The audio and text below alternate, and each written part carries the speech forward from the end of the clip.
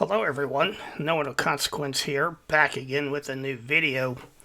I recently found myself in need of a comprehensive, generic town that the player characters could go to in between adventures.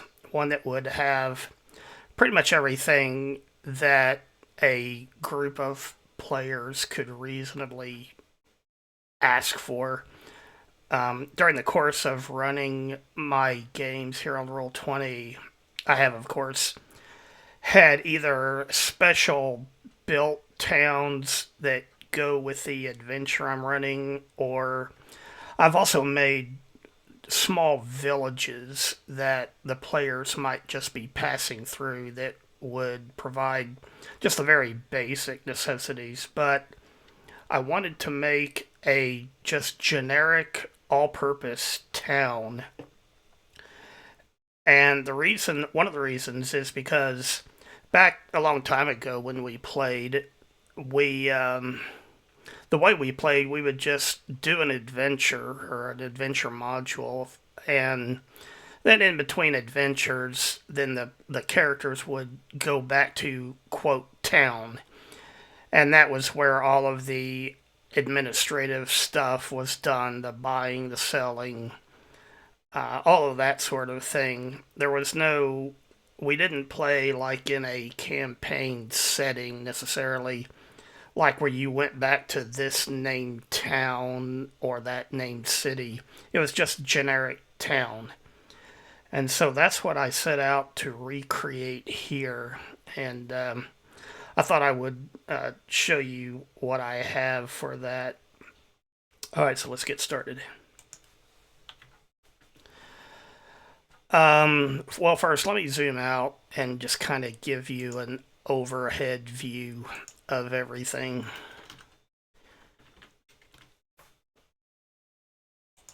Okay, and you can, and I'll zoom back in and go through all of these buildings. But here, like I say, this is just a quick tour. I wanted to make things as compact as possible. I know in real life, a town or a village might be more spread out. And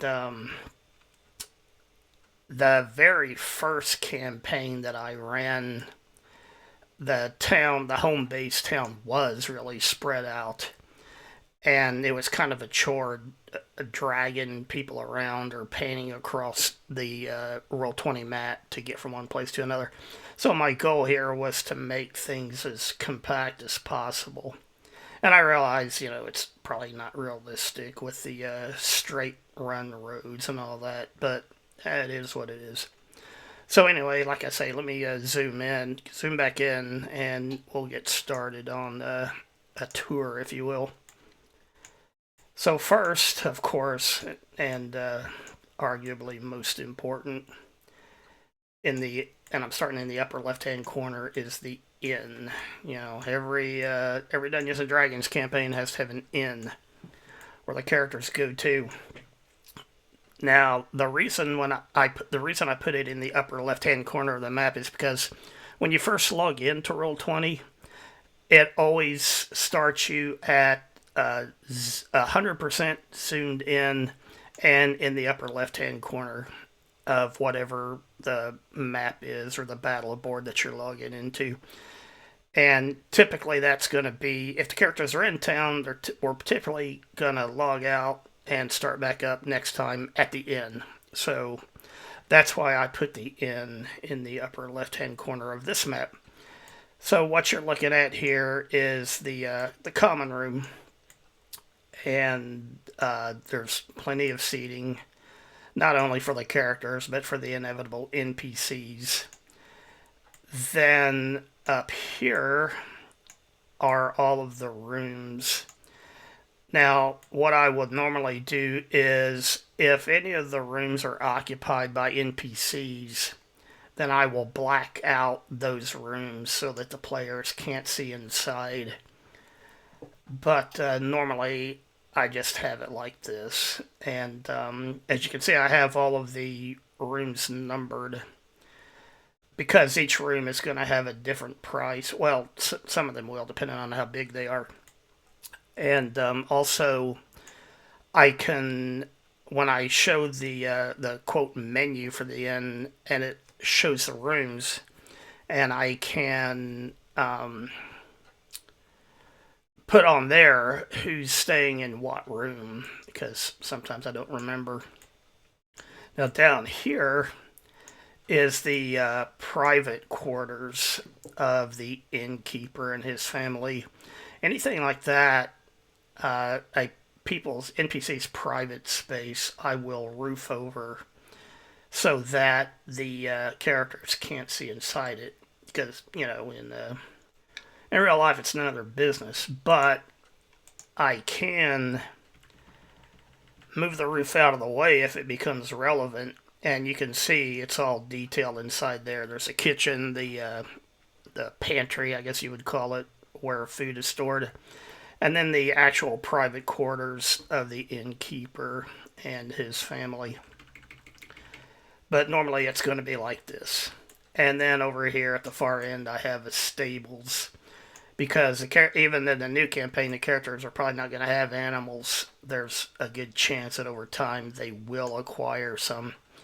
So the inn will have stables for horses or mules or whatever they may have.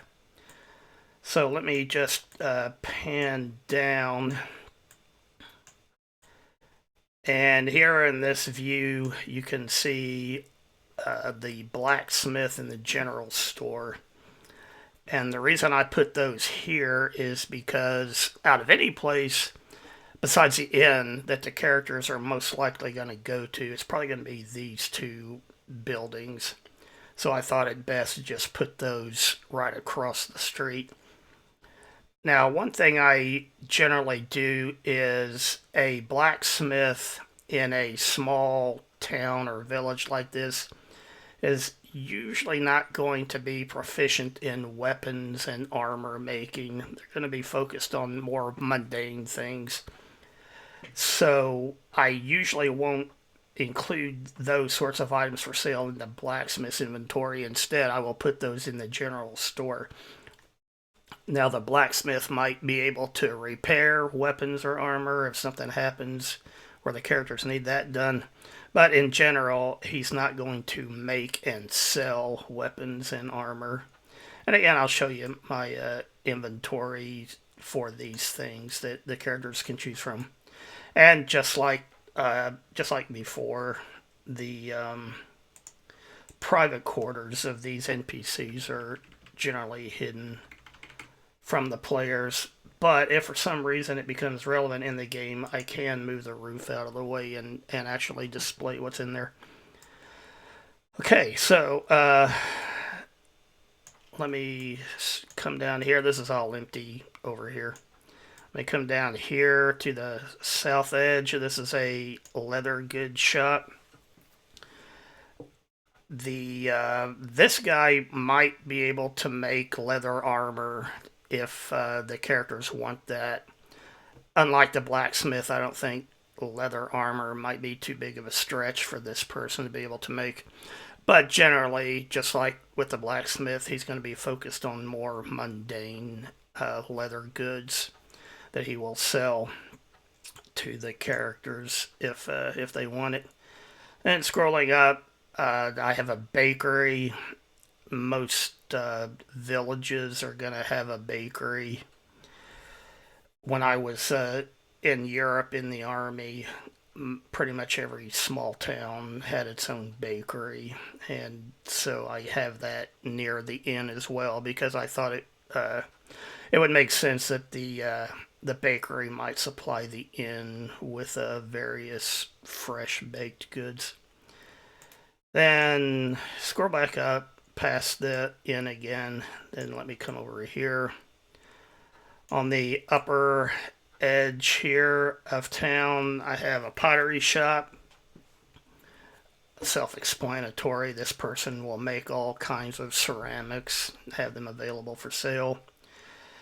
Then we have the mayor, and this guy depending on the type of campaign, this guy could often be, like the quest giver, if you will. He is likely going to be the one that is going to approach the player characters with some kind of favor to ask for them or a job for them to go do, that sort of thing. This room here that's exposed is obviously like a meeting room where you could stage meetings with the characters and the mayor. But then I also have his private area is divided into two sections. This first one here is like his office, and it could be that the characters or some characters may meet with the mayor in his office rather than in that common room. And then going in even further are the mayor's actual private quarters for he and his wife, or she. I mean, I keep saying he, but whenever I say he, it's meant in a generic sense. It could be male or female. So anyway, there's that. Then coming on down, we have the law. I generally will have a sheriff to represent the law in a town or village. And as you can see, there's the outer office here. Then there's some jail cells that people or creatures can be put in. It's been my experience that frequently characters will capture a bad guy like a goblin or an orc or whatever and question them, and then they'll end up hauling them back to town, or a bandit or whatever. And once that baddie has served their purpose for whatever information that they can provide, well, the characters got to do something with them. And so this just gives an option for the character to say, well, we'll just turn him over to the sheriff and he can lock him up and go from there. And of course, even the sheriff has a small private quarters here, which is roofed over. I found it's easiest for everyone's private living quarters to just be located on premise with their place of business. When I first started doing Roll20, and that first village that I had the people who worked various businesses have private houses or little cottages, but they were away from their place of business, and then it became a challenge for me to remember who lived where, because they probably wouldn't be at home during the day, although their families probably would be. But at night, if there's any adventure going on at night, everybody would be home. And like I say, sometimes I had trouble remembering who exactly lived where. So by having their living quarters on site, that just makes that a lot easier.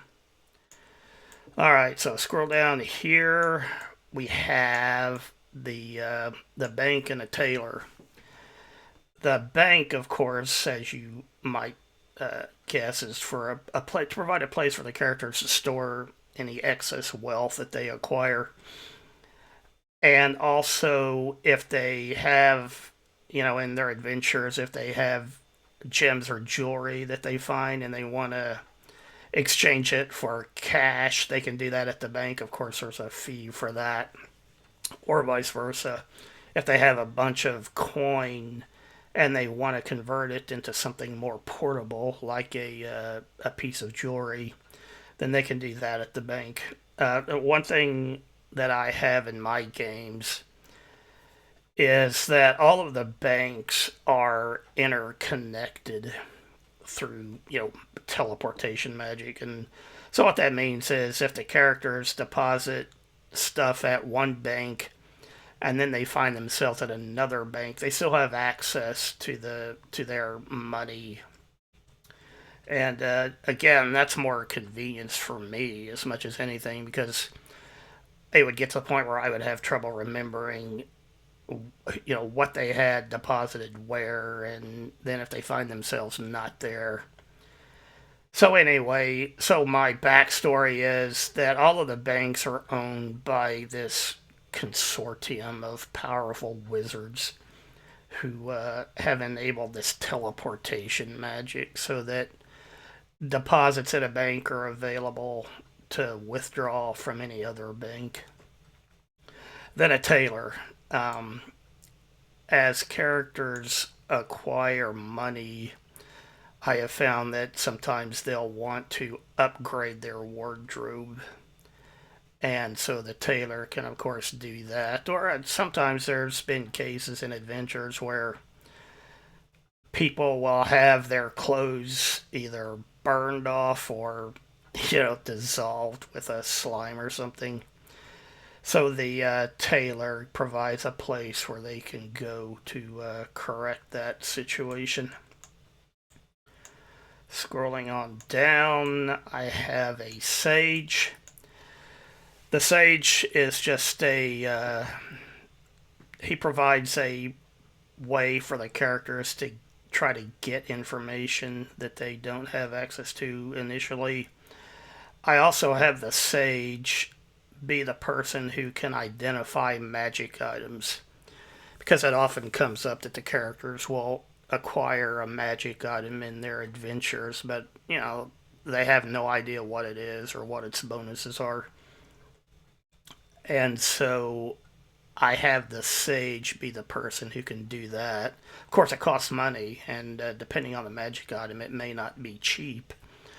But if they have the money and are willing to pay it over, then the sage can tell them everything about a magic item that the characters want to learn more about. Okay, let me scroll over a little bit. We got the carpenter. Just like the name implies, this person will make all manner of wood based products.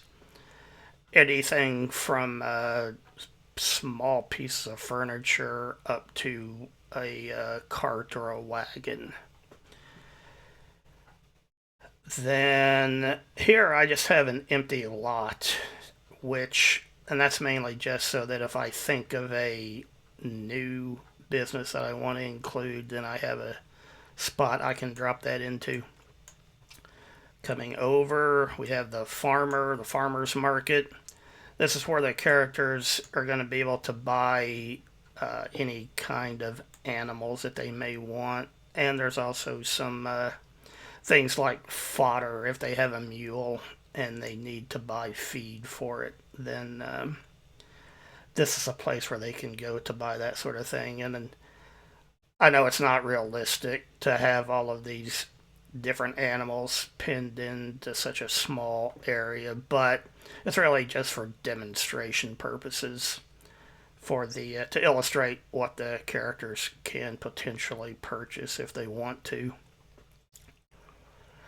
And then finally down here, we're on the lower right hand corner of the map, is the generic abbey. And when I was first building this generic town, at first I was just going to have like a roadside shrine that may not even be staffed. And then I thought, no, I'm going to make a small chapel. And then I decided, no, I want a bigger church. And then I decided, well, I don't want the the clergy at the church should just do nothing. So I decided to make them brewers. And so that's what you have here. You have on the left hand side, you see the church itself, if you will, where the worship services take place, and then next to that, this here is a bell tower, and then we have the area where they do all the brewing. And if for whatever reason the characters want to buy beverages in a bulk quantity, then they can do that here. And I'll show you the menu for that. Um, this area here, I made this like a scriptorium where some of the clergy or the monks at this chapel, make or copy medieval books. And then this center part here is what I call the infirmary, where people who are sick or even characters who are really badly injured could be placed to recover. And then again, the brewery itself, and then down here are the private living quarters of the monks that work this place. And as you can see, they're pretty Spartan, but even they need their own private space. And then lastly, behind the church, we have the cemetery. And as you can probably guess, I purposely left space in the cemetery open just in the chance that a character or characters die and for whatever reason they can't bring them back. Then this is a place where the characters' bodies can go be laid to rest. And if you've seen my Temple of Elemental Evil videos, when my players were going through that, the churchyard at the Church of St. Cuthbert in Hamlet got to be pretty full towards the end of that adventure.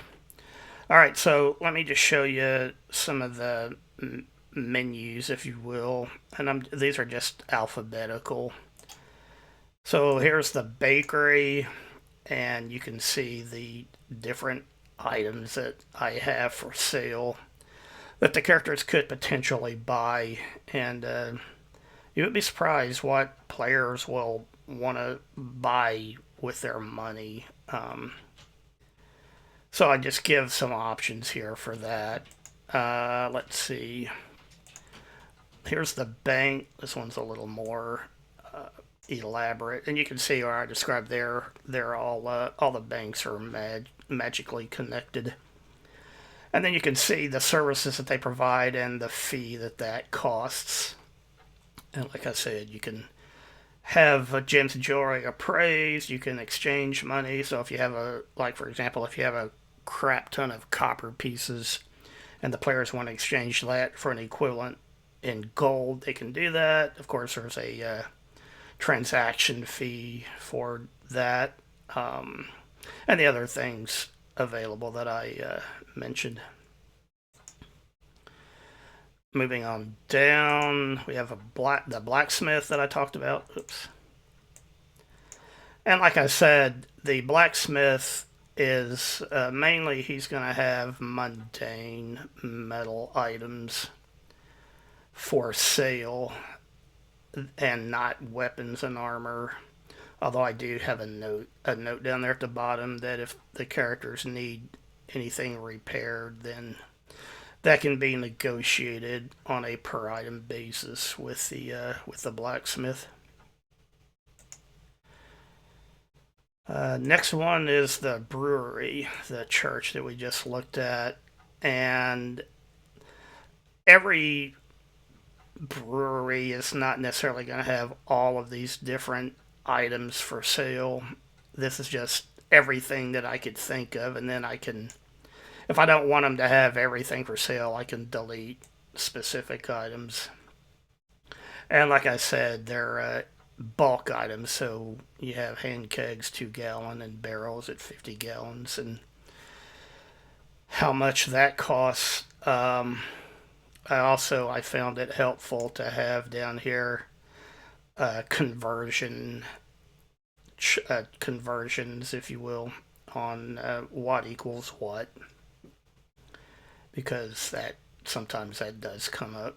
So anyway, that's all there. The carpenter. So, like I said, he's generally going to have not generic, but mundane wooden items, furniture, and stuff. And again, you would be surprised sometimes what characters will ask to buy, players will ask to buy for their characters. So, I tried to put everything in here that I could think of. And you'll see I have a note there. Add carts and wagons if there is no Wainwright. And I'll show you that menu. I do have a specific menu for a Wainwright. But if, like in this case, this village doesn't have one, so I would copy the inventory from the Wainwright menu and paste it into here. But again, I'll show you that in a minute. A carter. So this is the sort of thing that I would put in this town here. I would just include this under the farmer's market. If the characters cannot yet afford to buy their own cart and mule or wagon or whatever, then they can rent it out from the farmer. And this shows the prices that I have for that. And then you can see down here under my own personal GM notes, if the characters rent something out and then it gets destroyed during the course of their adventures, then these are the prices that the farmer will demand as compensation for them losing his stuff. So there's that. Let's see. Farmer's market that I was just talking about. So here you can see all of the things for sale, like baskets, eggs, milk, dog food, livestock feed. And then here are all the different domesticated animals that can be purchased.